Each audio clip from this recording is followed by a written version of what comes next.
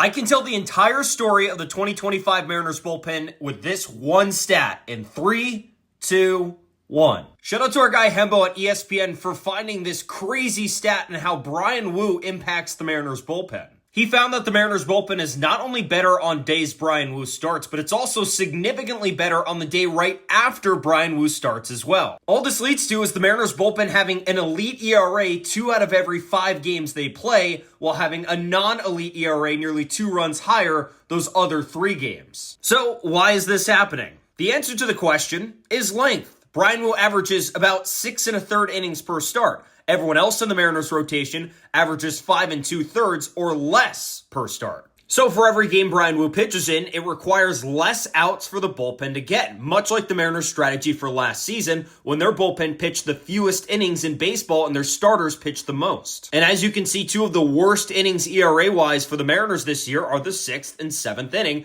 If you have a starter out there dealing and the bullpen's not pitching instead, that's usually a good thing. Bryan Woo gets your bullpen most of the way through these 2 innings. The rest of your rotation does not. Now for the reason the game after is so impactful, well, I think it all comes down to rest. Mariners relievers are about a full run of ERA better when they get 1 day of rest as opposed to 0 days of rest, and they're about half a run better when they get 2 days of rest versus 0 days of rest. Now, this is not the strategy with every bullpen, but the path to success for the Mariners bullpen this year seems to be 2 things. It seems to be rest and limited use. But as you can see, pitching a lot works for some other teams. The Padres and Mariners this year have pitched roughly the same amount of innings, but the Padres bullpen, as we just saw this past series, has a bunch of absolute dogs in it, and it's incredibly deep, so they can afford to pitch a lot. Or we can look at last year with the Tigers bullpen and the Mariners bullpen. One pitched the most amount of innings in baseball, the other pitched the fewest innings in baseball, and both had roughly the same ERA.